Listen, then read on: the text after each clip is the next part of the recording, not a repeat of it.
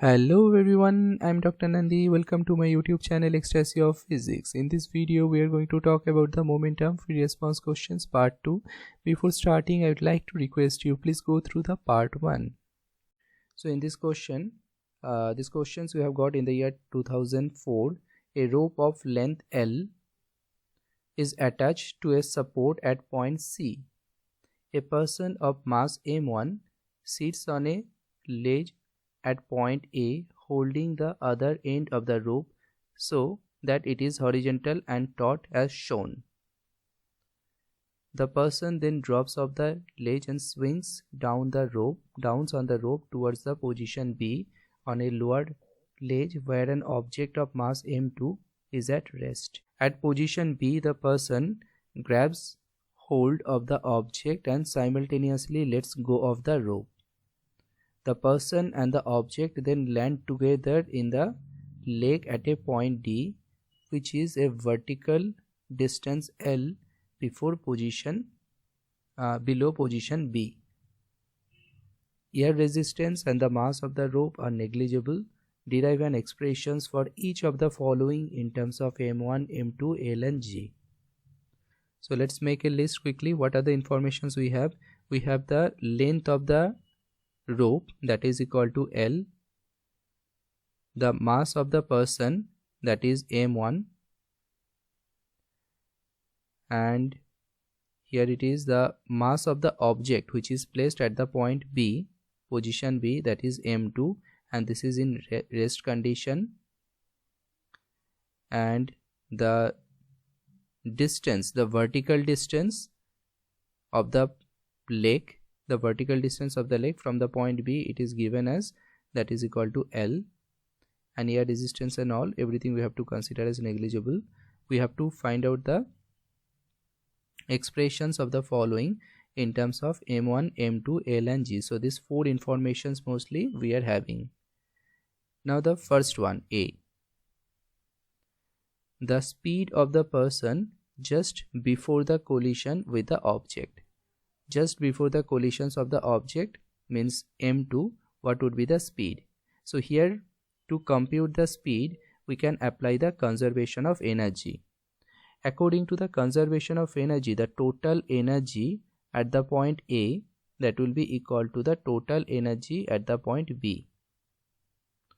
Now the total energy at the point A, that is initially the object, it was in, means the person, it is it was located here at the position A and it was in rest condition. So that means we can apply length is given, that is equal to L, which means this height is also L. It is same as the length of the rope. So here we can apply the gravitational potential energy at the point A, and we can consider this is our reference position in between B and A, which means that height it becomes 0 at the position B. In that case only it is having the kinetic energy. So the total energy at the point B means it's the kinetic energy at the point B. The gravitational potential energy at the point A, that is equal to mass of the person times by G into height, that is L, and the kinetic energy at the point B, that is half into m into is a velocity square. So let's say before the collision the person is having the velocity that is equal to VA or V only. So it's V square. Now from there this mm is getting cancelled, that means V equal to its square root of 2 into G into L, and the mass of the person, it was m1, but however that masses are getting cancelled.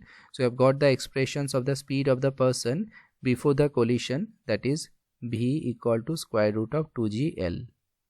Now in the part B, the tension in the rope just before the collision with the object, means at these positions but just before the collision, what would be the tensions in the rope?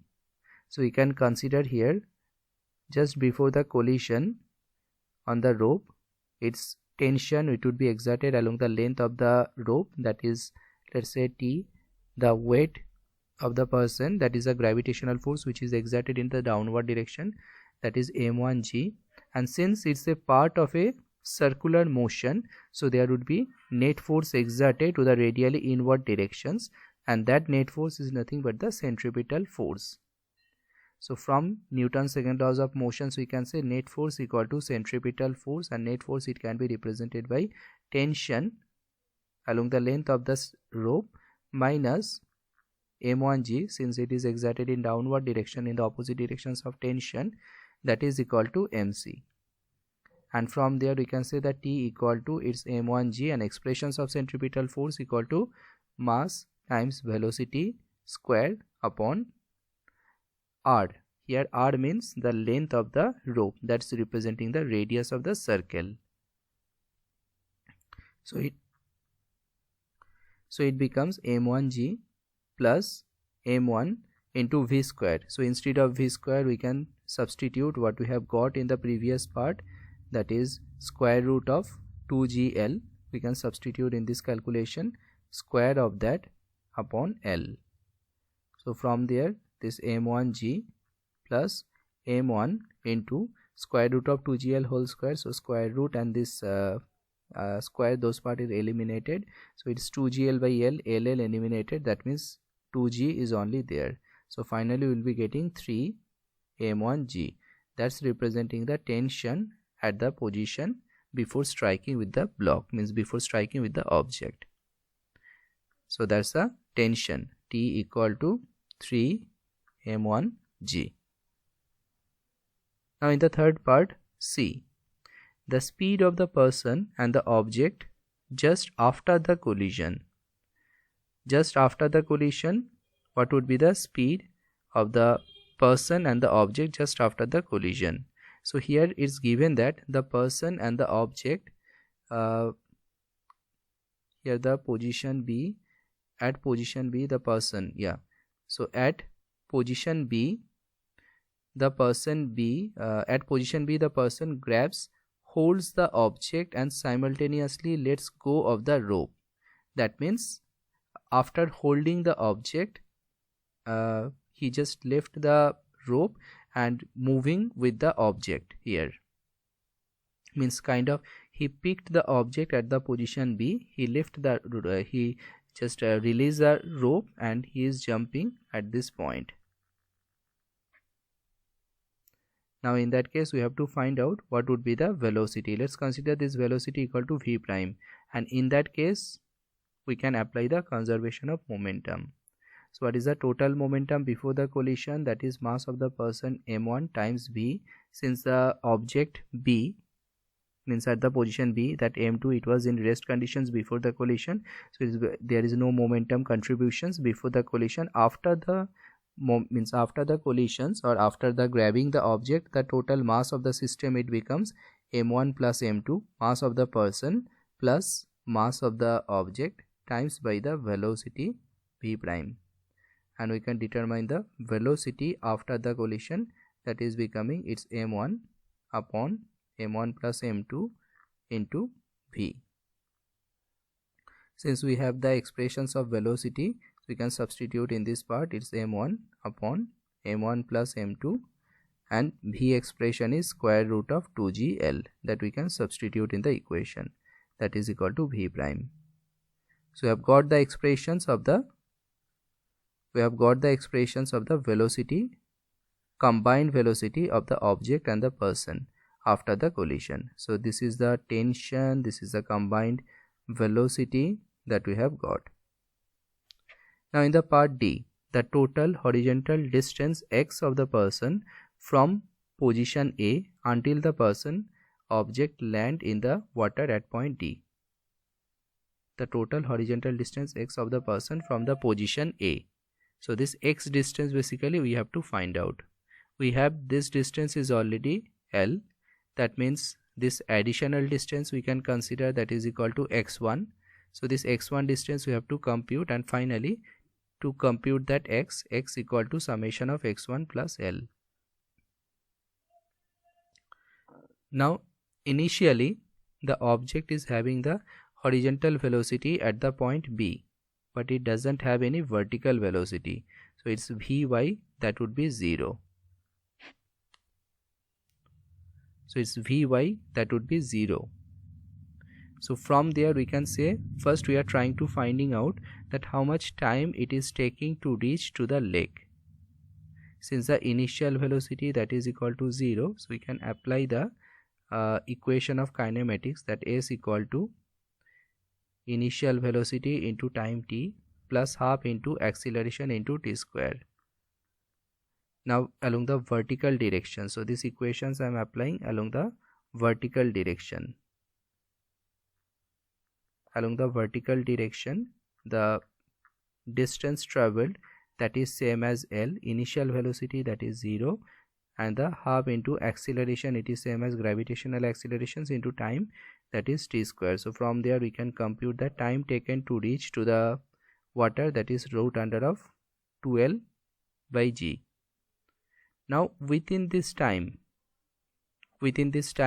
it got traveled by the distance, means it got traveled the horizontal distance, that is x1 with initial speed v prime. So now the same equations we are going to apply along the x directions or along the horizontal direction. Since we know this is a projectile motions, and in the projectile motions there is no accelerations along the horizontal direction, that means the distance traveled x equal to its initial velocity, that is v prime, into time t, that, and the acceleration term it got 0, so there will be no half a t square, means no acceleration term it would be there. So from there we can say that v prime, already we have the expressions, that is m1 upon m1 plus m2 square root of 2gl times by t equal to square root of 2l by g. So from there this m1 upon m1 plus m2 into gg is eliminated, finally it remains only 2l term, so that is equal to x. So this one is representing not x, it is x1.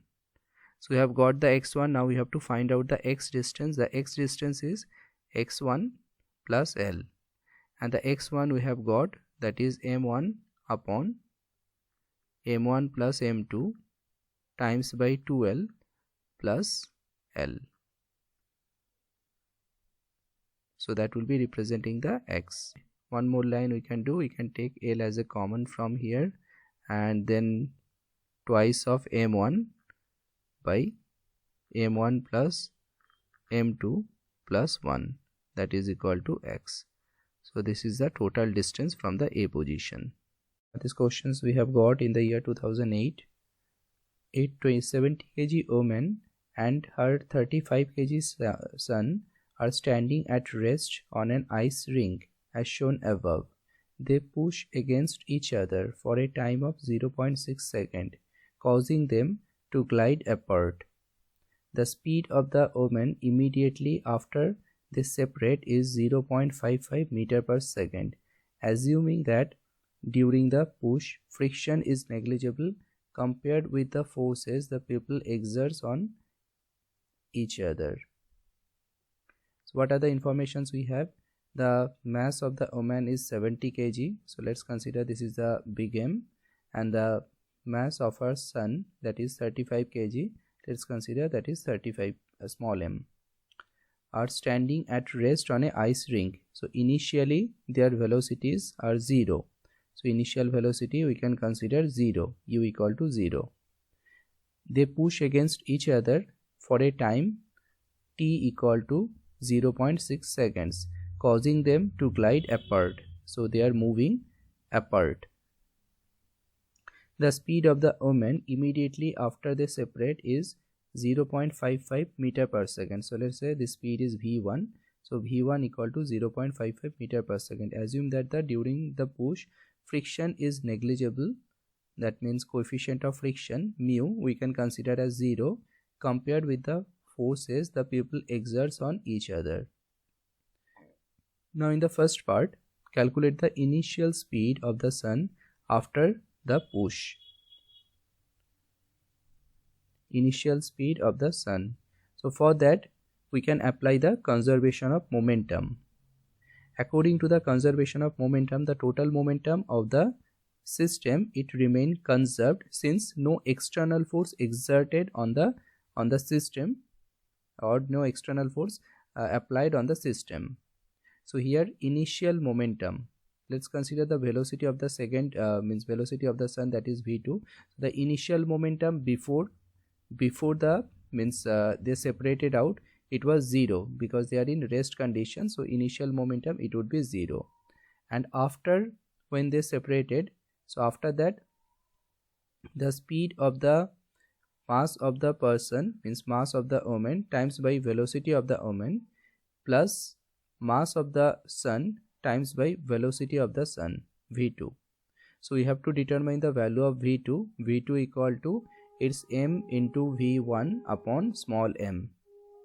So now from here we can say that mass of the woman, that is 70 kg, times by velocity of the woman, that is 0.55, 0.55, and here it will be coming one negative sign because it's a positive here, that divided by the mass of the sun, that is 35. Now if you solve this, you will be getting, it would give negative 1.1 meter per second. The velocity of the sun is 1.1 meter per second, and the directions of velocity, it is in the opposite directions of the velocity of the women. So that's why that negative sign we are getting in the answer. In the next part, B, calculate the magnitude of the average force exerted on the sun by the mother during the push. So for the part B, we have to find out the average force exerted on the sun by the mother during the push. So we can determine that the force exerted on the sun, that would be means that we have to determine. So in that case we can apply the impulse momentum theorem. So according to that impulse momentum theorem, the force exerted on the sun, that times by the time of, means durations of the sun on which, for which the force is exerted, that we have considered delta t equal to 0.06 seconds, and that is equal to the change in momentum. Change in momentum. So change in momentum, that will be equal to mass times its final velocity, that is equal to 1.1, minus initial velocity, that is equal to 0 since it was in rest conditions, force times delta t. Delta t is the durations for which the force is exerted, that is 0.6 seconds, and the mass of the sun is given as, that is equal to 35 kg. So you can substitute 35 here. From there we can determine that how much will be the force exerted on the sun by the mother. We are getting 64.2 Newton. So this is the amount of force exerted on the sun. Now in the third part, C, how do the magnitude and the directions of the average force exerted on the mother by the sun during the push. For the third part, C, so here we can say we can apply the Newton's third law of motion. So according to the Newton's third law of motions, to every action there is an equal and opposite reaction.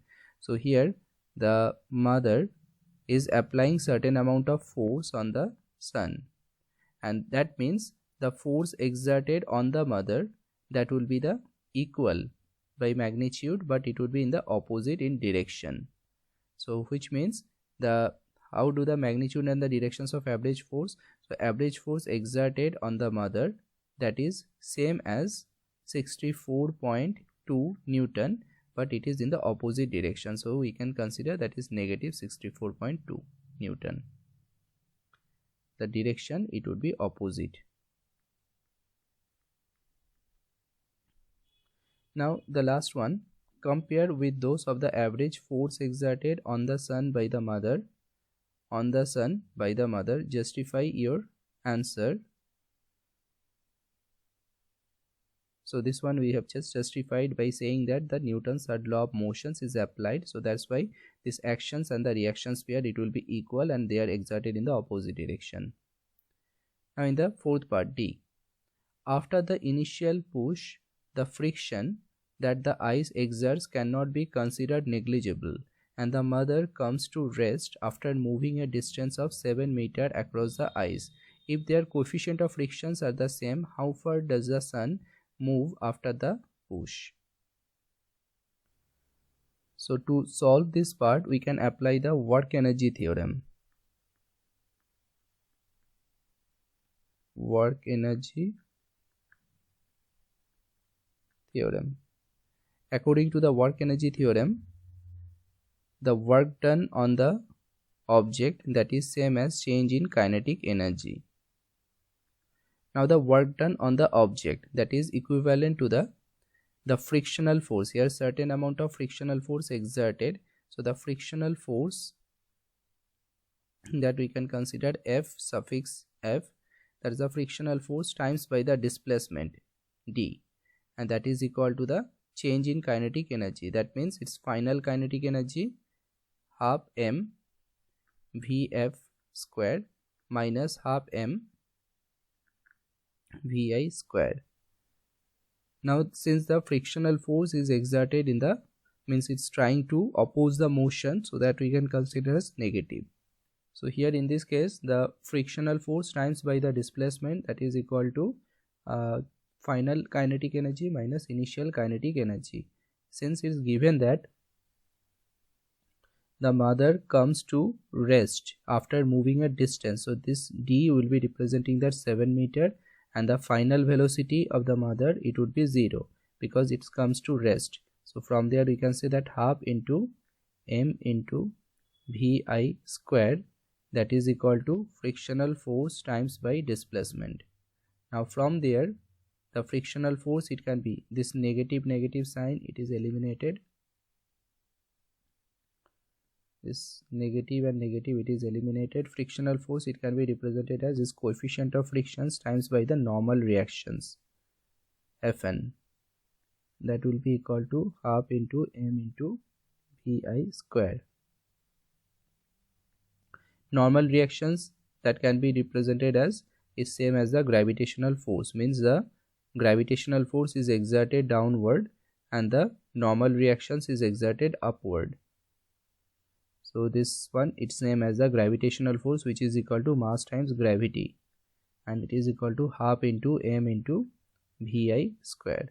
Now this m is eliminated, and this is the times by D, it was there, so it's D, we have to write it down. That means that mu value will be getting, that is Vi square by 2gd. Vi square by 2gd. Now just look at the sections. They have given their coefficient of frictions are the same, so that's the conditions they are suggesting that we have to consider it is same. That means this coefficient of frictions, it is also same in case of the sun also, right? So now the same coefficient of friction, so this is for the mother, and for the sun, if you are going to write down the expressions, then we will be getting mu equal to that initial velocity of the sun square, initial velocity of the sun, which is basically represented here, that is V2. So it is V2 square divided by 2 into g into, and the distance traveled by the sun, that is d2. And here this for the mother, that initial velocity, that is basically represented by V1, V1 square by 2 into g into d. And we can equate this to relation because both are representing the equal to mu. So after equating these relations, we'll be getting V1 square by 2gd, that will be equal to V2 square by 2 into g into d2.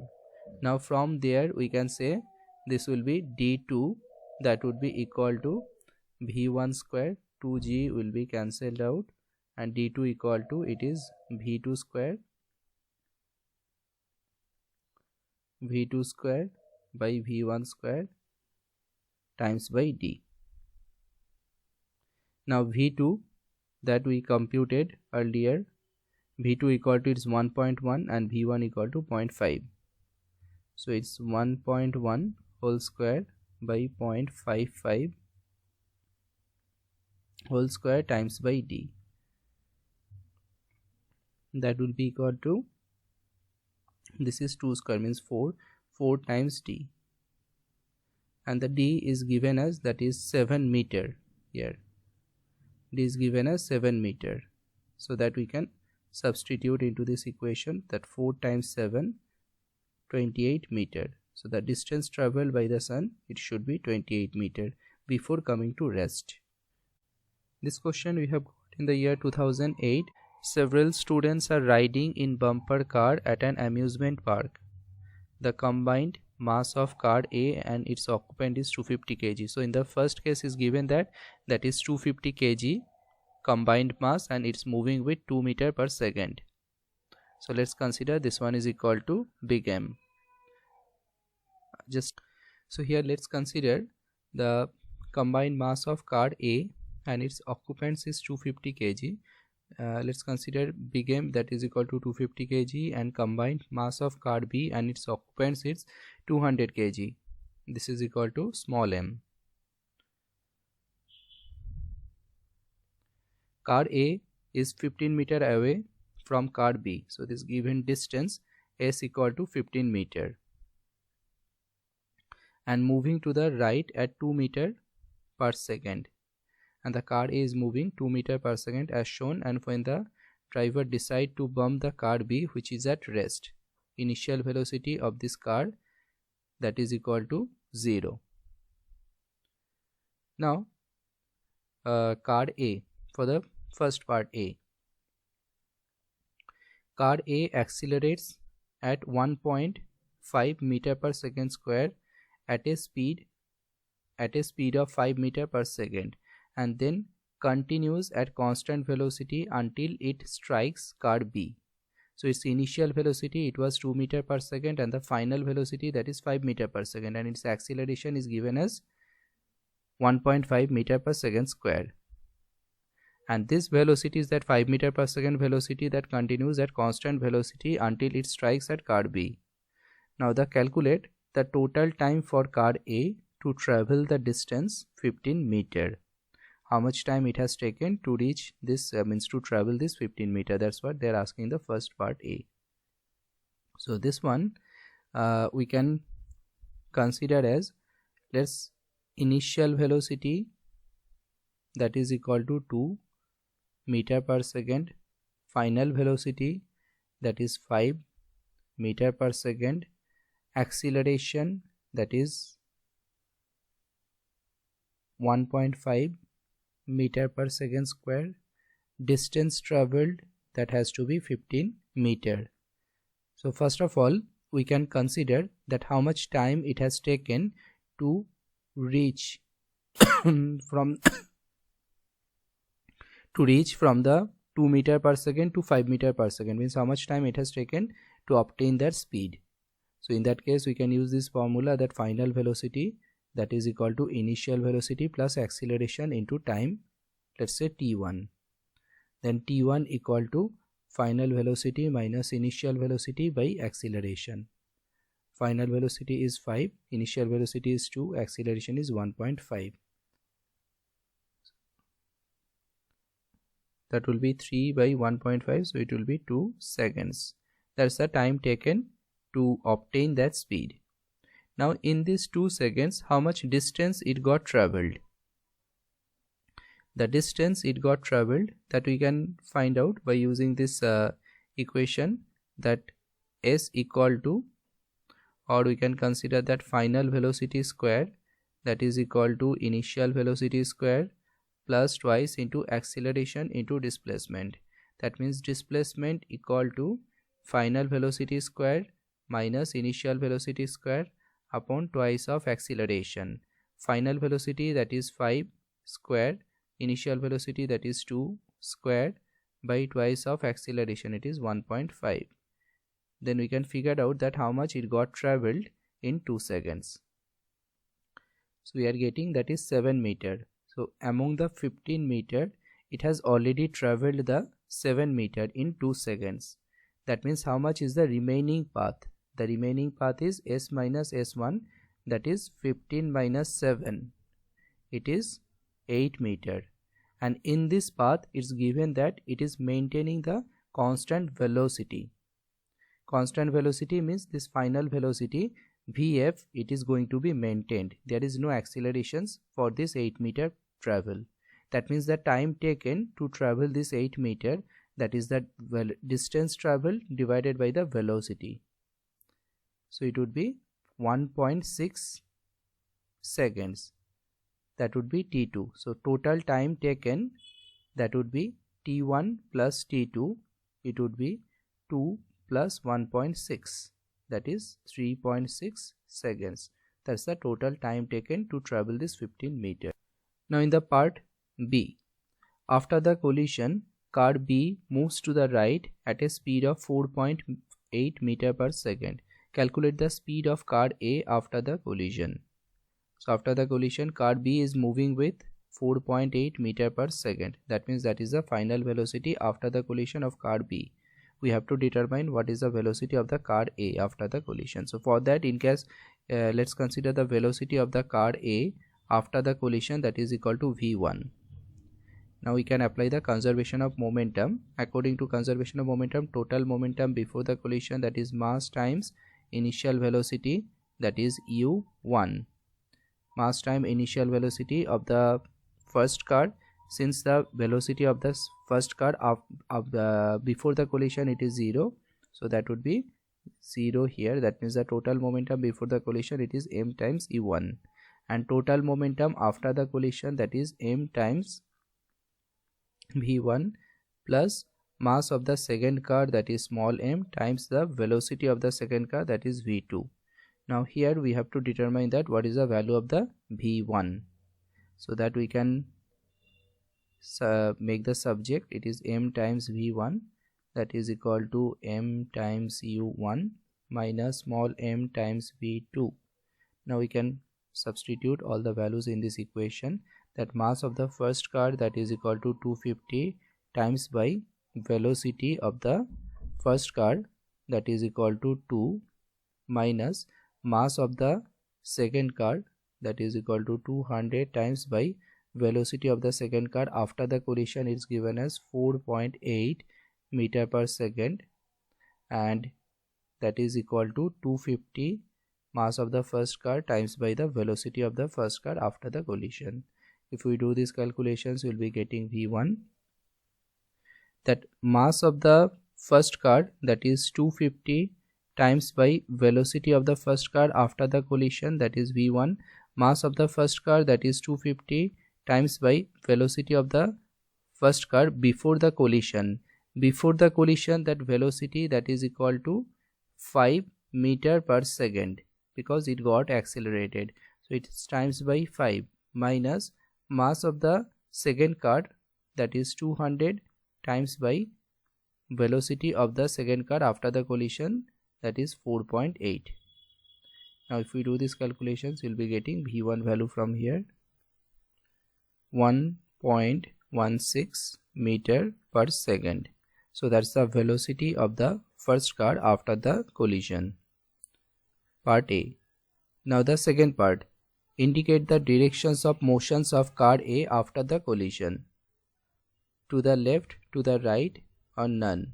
Car A is at rest. Okay, so since the velocity, it is 1.16 meter per second, and this is coming positive, which means the velocity, it is in the same directions of the motions of the second car, so it would be to the right. Now in the third part C, is this an elastic collision? The part C, is this an elastic collision? Yes or no? Now to define that whether it is an elastic collisions or inelastic collisions, we can apply the conservation of energy. So we can check that whether the conservation of, we can check that whether the kinetic energy before the collision and kinetic energy after the collision, is it same or not. If the kinetic energy before the collision and after the collision, those are not same, then we can say it is the inelastic collision, or if it is same, then we will be saying that it will be the elastic collision.